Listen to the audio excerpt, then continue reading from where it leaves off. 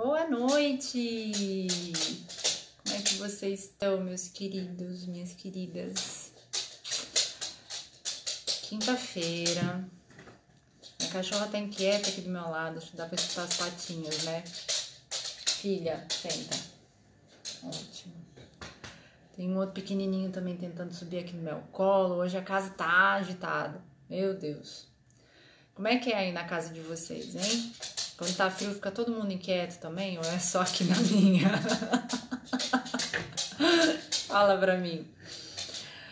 Bom, vim aqui hoje compartilhar um tema que eu acho que é bem interessante, tá? Que eu vou estar aprofundando a partir da semana que vem no meu Instagram, Chega de Ter Medo. Que é a estrutura básica dos 5 medos primordiais. São os medos que todo mundo tem, tá? Dependendo da composição de traço de caráter que cada um tem, dessa mistura aí dos 5 traços de caráter que cada pessoa tem, tá? Que todos nós temos. E esses 5 medos, eles são a base de todos os outros medos que a gente desenvolve no decorrer da nossa vida. Então, é um tema extremamente interessante da gente estar aprofundando, porque ele clareia muita coisa com relação a alguns medos que a gente vai desenvolvendo no decorrer da vida, tá? Eu vou percorrer eles aqui rapidinho, só para você ter uma ideia de como que essa questão do medo, ela é mais complexa e mais simples do que a gente imagina. Essas coisas você só escuta aqui comigo, tá? É simples porque ele tem uma base simples são 5 medos primordiais. Esses 5 medos são medos que a gente desenvolve desde quando a gente está na barriga da nossa mãe. E dentro desse período aí de 9 meses acontece muita coisa, mas muito mais coisa do que você possa imaginar, tá? Tem muita gente aí que até questiona a questão da consciência do feto, do embrião durante esse período, tá? Mas existe sim. Tá? Existem gravações, existem percepções que o bebê tem durante o período da gestação, tá? E isso é muito mais sério, muito mais profundo do que você possa imaginar, tá? Isso é uma coisa, estou diminuindo aqui a luz do meu monitor, que ele está refletindo meu óculos, ele me cega porque eu fico vendo o reflexo do brilho da tela enquanto a gente está conversando. E aí, esse período, tá? Desde da época da gestação até os 7 anos de idade, ele forma aí esses 5 traços que a gente tem dentro da nossa composição mental, tá? Esses 5 traços, eles, digamos que delineiam não só como a gente percebe o mundo, tá? Ele gera uma programação ali base para toda a percepção que a gente vai ter sobre as experiências que a gente vivencia aí durante toda a vida, como ele também delineia o formato do nosso corpo. Então, são duas coisas que são próximas, tá? Uma conversa com a outra. E a partir do momento que você tem uma determinada composição aí desses 5 traços, eles também trazem medos primordiais. Medos que estão relacionados às vivências que provocaram essa construção. Gente, eles resolveram agora pegar fogo. É incrível isso, né? Tipo, vocês vão ficar bagunçando mesmo? Vamos tocar o terror enquanto eu converso com vocês. Tá tudo bem. Então, o que acontece? Esses 5 medos são medo da rejeição, medo do abandono, medo da manipulação, medo da humilhação e medo da troca, da traição, tá? Então, se você parar para analisar aí, pensa aí, são 5 medos que motivam vários outros. Então, todos os outros medos são decorrentes desses 5 medos primordiais. Então, vamos lá de novo. Medo da rejeição. Quem não tem medo de ser rejeitado? Quem não tem medo de ser um profissional rejeitado? Quem não tem medo de ser rejeitado amorosamente? Rejeitado pelos pais, pelos irmãos, pelos filhos, pelos amigos? O medo da rejeição, gente... Parece criança, né? Agora, ninguém entende porque eu falo que eu tenho filhos caninos.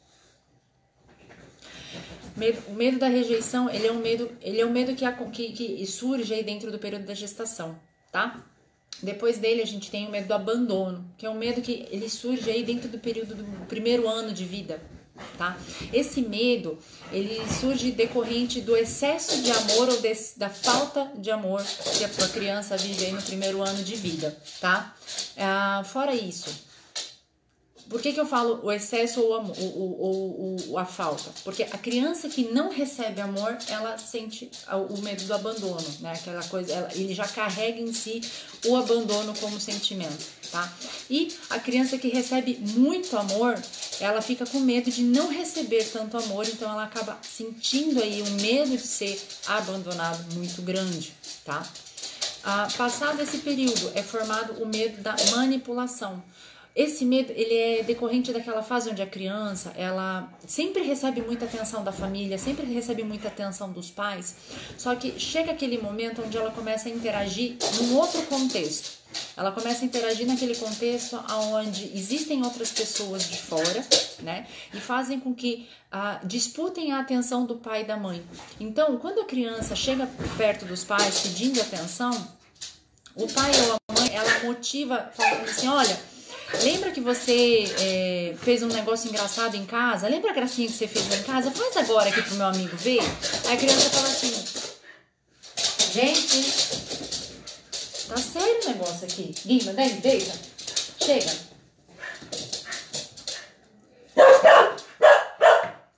Vai, Cássia, eu tô fazendo uma live.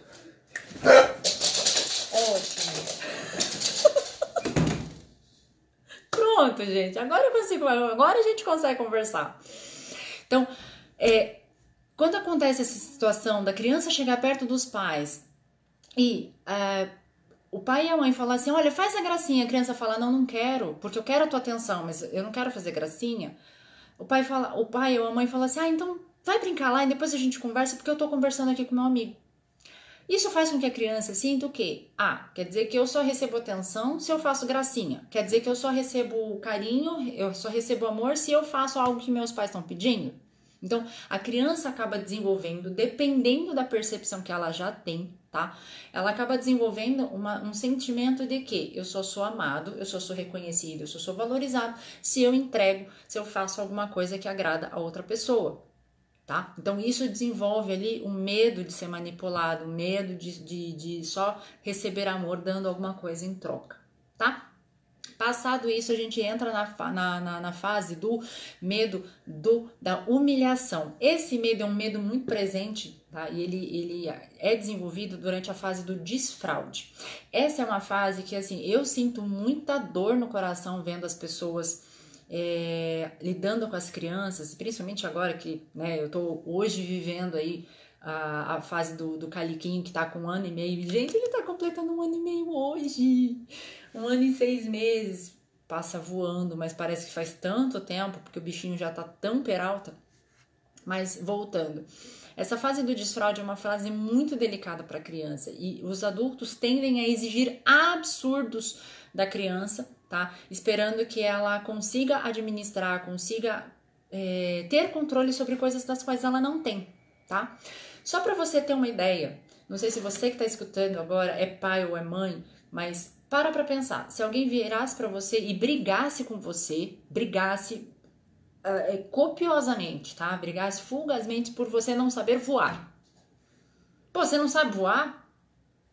Mas você deveria saber. Como você não sabe voar?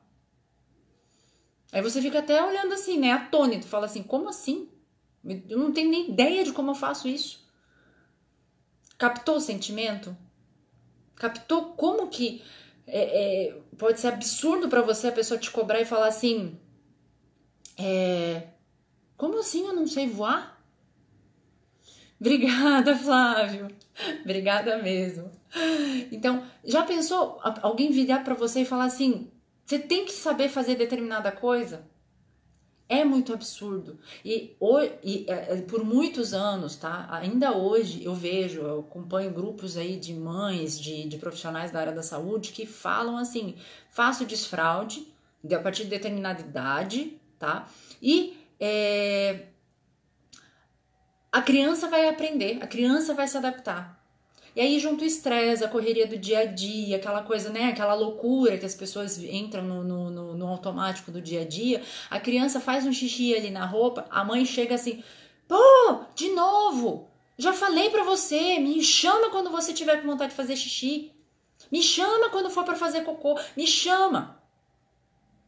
Gente, assim, esse é um ponto que eu bato, mas eu bato forte, bato, insisto e canso de falar. Por quê? Porque, cara, você não tem o direito de chegar numa criança que não tem controle e falar pra ela que ela tinha que te chamar. É assim, ó, você controla, você consegue ter controle do batimento do teu coração? Você consegue controlar? Parar, falar assim, ó, não, agora ele vai bater mais rápido, agora ele vai bater mais devagar. Você não consegue.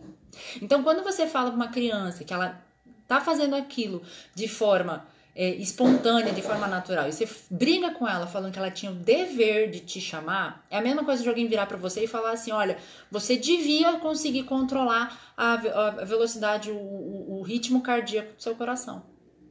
Eu não consigo, eu não sei como fazer isso.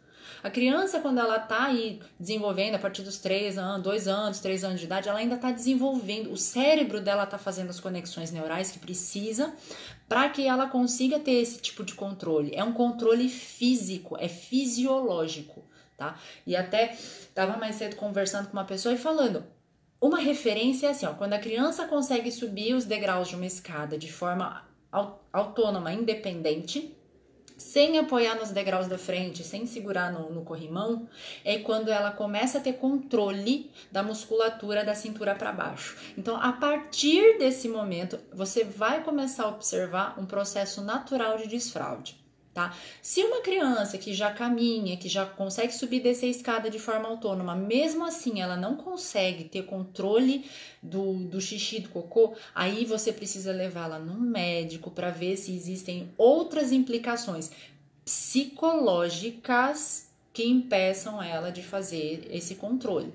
Tá? Mas jamais você deve criticar uma criança ou expor essa criança assim, né, na frente de outras, ou até dentro de casa mesmo, tá? Tem gente que acha assim, não, mas a gente tá em casa, tá tudo bem fazer gracinha com relação a isso. Não, não tá tudo bem, porque você acaba violentando o psicológico da criança quando você faz graça com esse tipo de situação, tá? E assim, eu falo de uma forma muito enfática a respeito disso, mas por favor, a partir do momento que você toma conhecimento disso, é importante você mudar, você adequar, você ajustar a tua comunicação com a criança.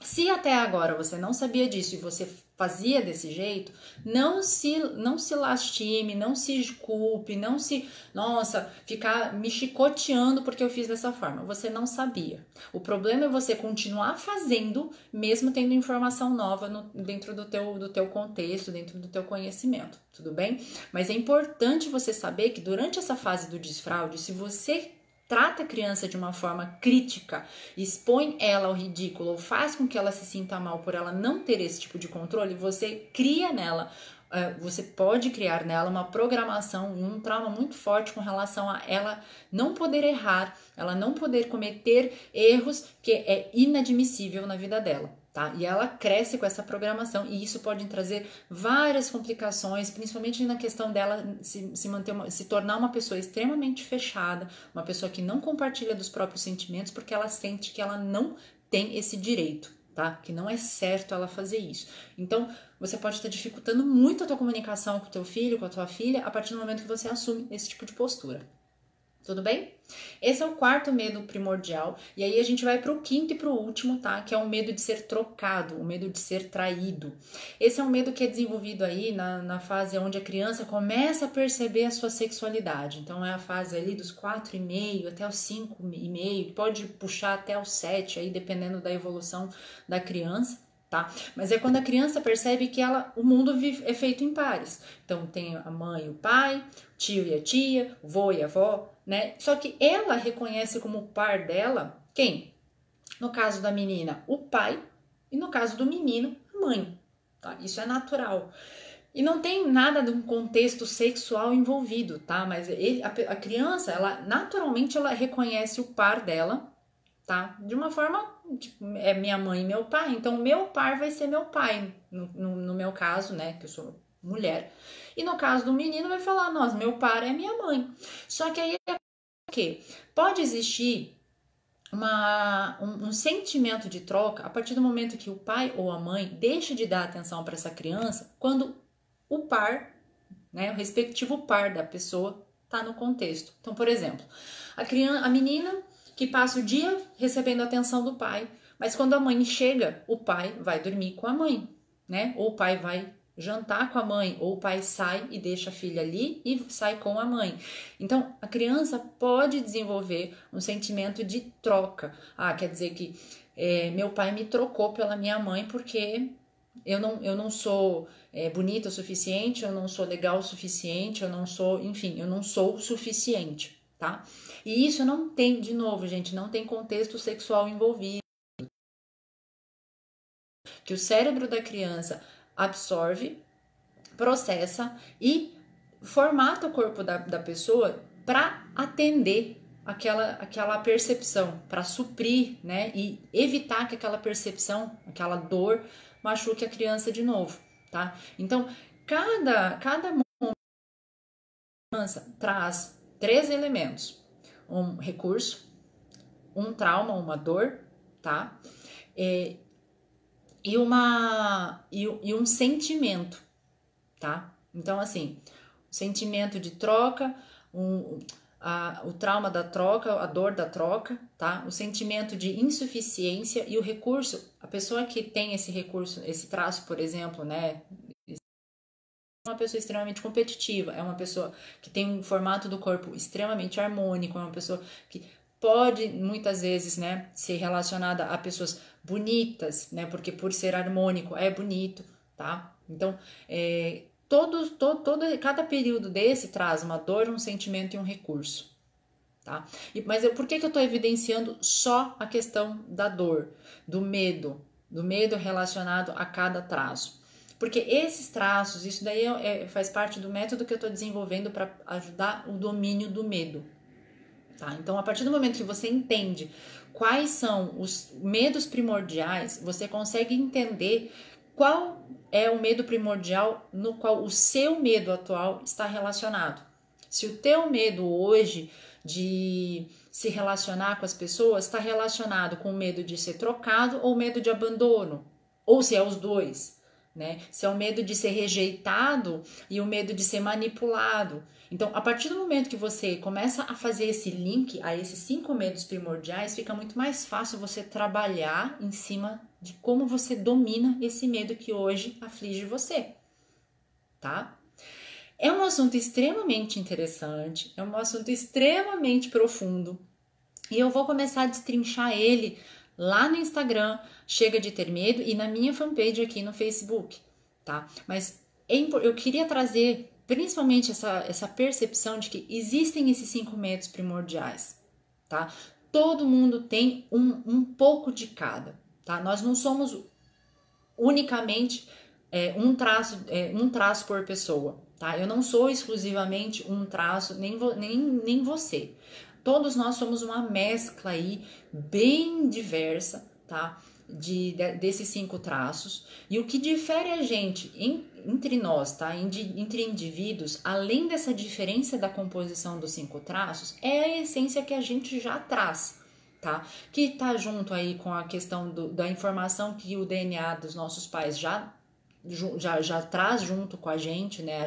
Nosso DNA, ele tem uma mente, ele tem uma memória, então ele já traz percepções em relação às experiências que os nossos pais viveram, tá? Tem uma questão da essência do nosso ser como um ser espiritual, um ser que traz aí uma vivência além do que é físico, uma vivência energética, tá? Então, tem vários fatores que nos tornam únicos, tá? Então, não é porque você é 5%, 25% de cada traço que você é igual a outra pessoa que tem 25% de cada traço também, tá? Ou 20% de cada traço. Vamos fazer conta direito, porque essa hora do dia eu já não penso mais. E ninguém comente a respeito disso, hein? Mas o que eu quero dizer é assim, somos únicos e não adianta querer padronizar.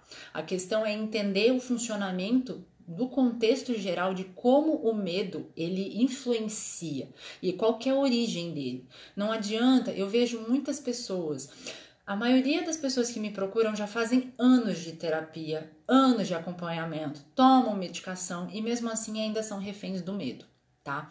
Isso não quer dizer, tá? E aí eu vou falar bem pausadamente, que é para todo mundo que escutar esse vídeo agora ao vivo ou gravado, não me crucifique. Eu não tô querendo dizer que as terapias convencionais não funcionam. Eu quero dizer, e nem tô recomendando que ninguém, que você abra mão, que você deixe de fazer a terapia, que você deixe de fazer acompanhamento. Muito pelo contrário, é importante ter um acompanhamento de um psicólogo, psicanalista, tá? Não é isso. O que eu tô querendo dizer é que muitas vezes a terapia convencional ela resolve questões mais práticas, mas digamos que assim, a terapia ela te ajuda a olhar o que está em cima da superfície, o que é racional teu, ele te ajuda a alinhar o emaranhado de pensamentos que você tem dentro daquilo que você consegue enxergar. Tá? Então, se você tá vendo um bolo de fio na tua frente, a terapia ajuda a desatar os nós que estão ali. Então, ajuda você a pensar de forma mais linear, de forma mais clara. Você consegue clarear o pensamento, começo, meio e fim. Agora, como é que você clareia um pensamento que nem você sabe que você tem? Como é que você clareia um pensamento que tá lá no fundinho do teu subconsciente que nem você sabe da onde veio, que nem você consegue saber da onde ele surgiu, que momento que ele surgiu, que momento que aconteceu aquilo, porque o teu cérebro apagou aquela memória. Ele está guardado lá no subconsciente. Você viu aquele... quem já viu aquele desenho Divertidamente vai ter uma ótima referência do que eu tô querendo dizer. Quando eu vou dar um spoiler aqui para quem não assistiu, mas assista mesmo assim, tá? É importante. Divertidamente é um excelente exemplo de como a mente, nosso cérebro funciona, a questão da mente consciente, a mente subconsciente, tá? O que eu quero dizer? A mente consciente, o racional, o que você consegue trabalhar nas terapias, ele tá dentro daquelas bolinhas aonde são acessíveis, aquilo que tá tudo acessível ali, que tá ali muito fresco, tá? O que a terapia é mais difícil de tratar, porque o teu cérebro jogou lá no fundo do baú, porque aquela memória, aquela lembrança, aquele pensamento machuca muito. Então, se machuca, ele joga ali por baixo digamos que por baixo do tapete. Por quê? Aquele pensamento precisa existir para sustentar uma programação de proteção. Não pode tá em cima do tapete, porque se tiver em cima do tapete, aquilo vai te machucar. Então ele tem que estar por baixo do tapete, que é para sustentar um pensamento de proteção, uma programação de proteção, tá? Mas aquilo servia de proteção no momento que aquele episódio aconteceu. De lá para cá, não importa se passaram 3 horas, 5 dias, 15 anos. Você mudou. Aquele não serve mais. Mas o teu cérebro não entende isso. E ele mantém aquele pensamento embaixo do tapete para tua proteção. Então, muita coisa que às vezes você não consegue desenrolar, você não consegue resolver da sua vida, tá aqui embaixo do tapete, tá? Então, eu sei que vai ter psicólogo que depois vai vir me encher o saco, vai falar um monte de cacareco na minha orelha, mas uma coisa é fato.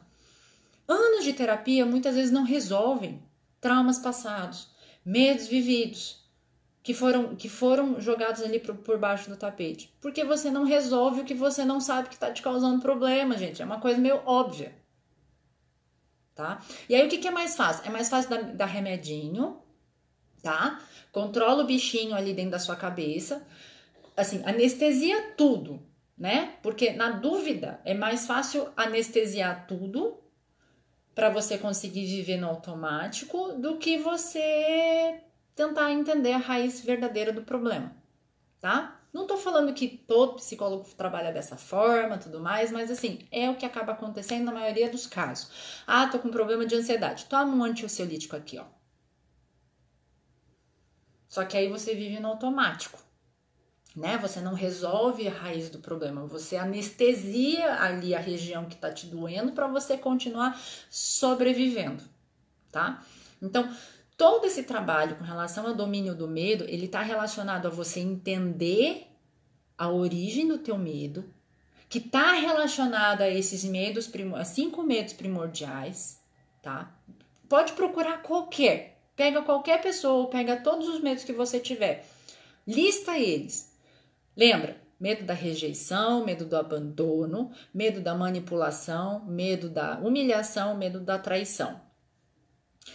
Qualquer medo que você relacione está relacionado a um desses 5, ou a mais de um desses 5. Não tem erro, não tem erro, tá? Então, o trabalho, o método que eu estou desenvolvendo é relacionar o medo que você tem, pegar esse medo que você tem, relacionar a esse medo primordial e trabalhar em cima para que você consiga pegar esse medo que hoje é do tamanho de um elefante na sua frente e você transformar ele num ratinho.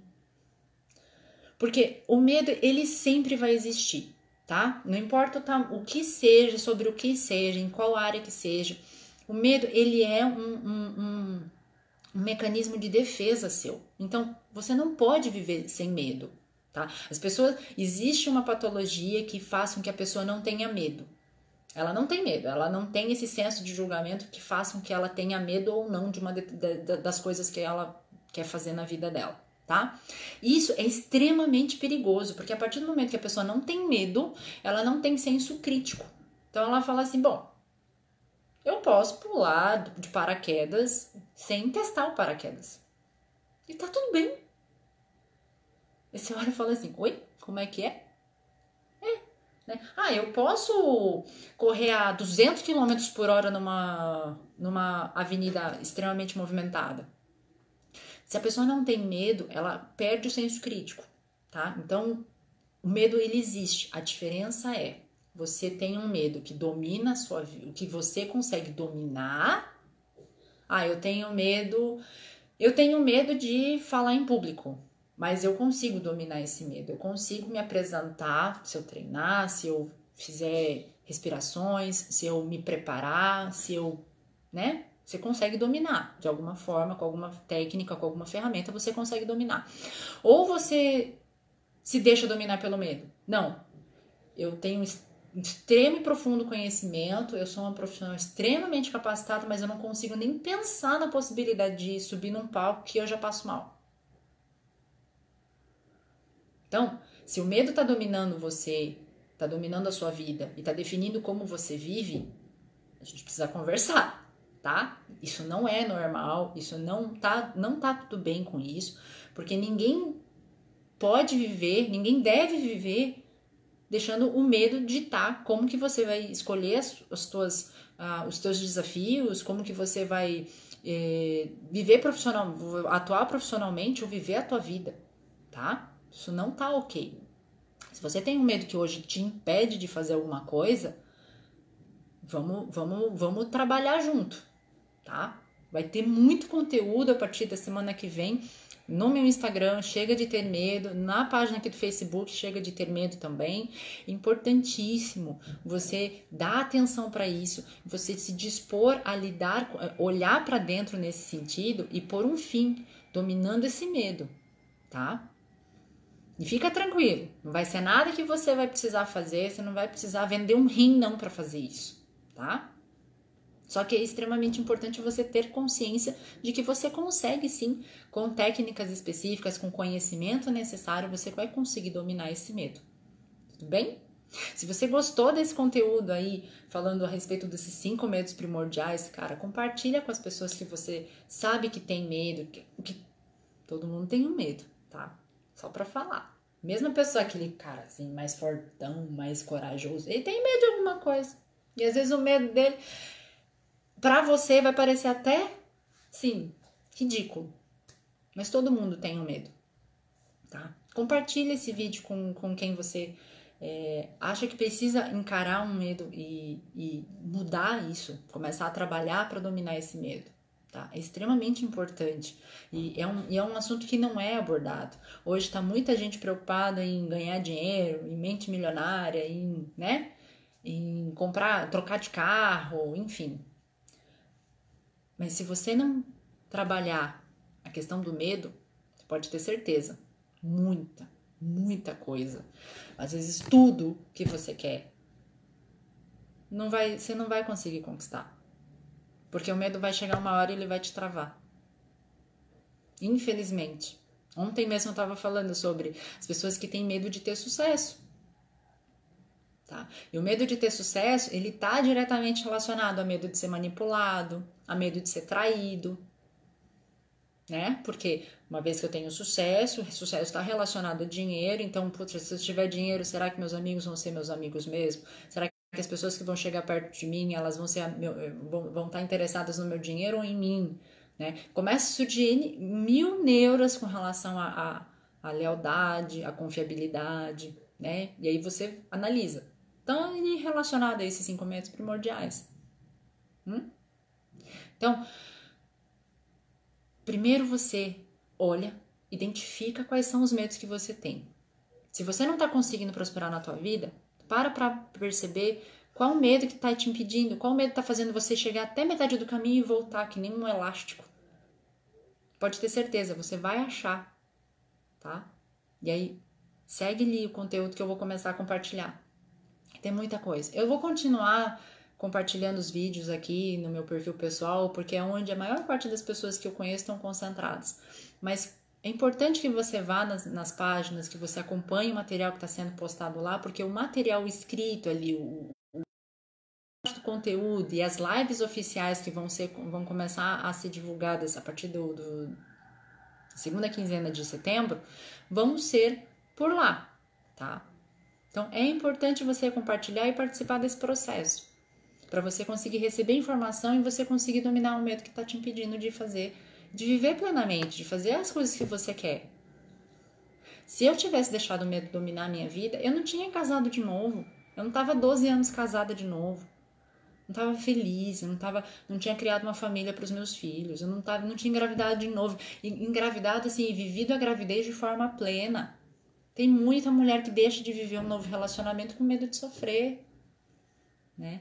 Tem muita mulher que deixa de casar de novo com medo de ser traída de novo, com medo, enfim. Medos. Tudo bem? Então, é isso que eu queria compartilhar com você hoje. É extremamente, que nem eu falei, é extremamente complexo e é extremamente simples, tá? E esses paradoxos você só encontra comigo. Mas é isso. Compartilha com as pessoas que você tem carinho, com quem você sente que precisa receber essa informação, tá? É simples, mas não é fácil de fazer sozinho. Você precisa ter alguém do lado para te acompanhar, para te escutar, para saber se você está indo para o caminho certo. Tudo bem? E se você está tendo a oportunidade de ver isso ao vivo, ótimo! Mas compartilha com as pessoas que não estão tendo essa mesma oportunidade, tá bom? É isso, pessoal. Obrigada por estarem aqui. Eu vou deixar esse vídeo postado no meu feed, tá? Curtam lá, depois passem lá, comentem se não deu para comentar agora, compartilhe com quem vocês querem, enfim. Façam essa informação chegar ao máximo de pessoas que vocês podem, tá bom? Vocês vão estar ajudando muitas pessoas, eu tenho certeza absoluta disso, tá? Fiquem com Deus, uma ótima noite. Eu vou aproveitar agora que eu terminei tudo que eu tinha que fazer e eu vou encher o meu pequenininho de beijo, aproveitar o finalzinho do dia dele de 1 ano e 6 meses, tá? E eu tô aqui à disposição para quem precisar me chamar no particular pra gente conversar, tá bom? Uma ótima noite, gente. Tchau, tchau.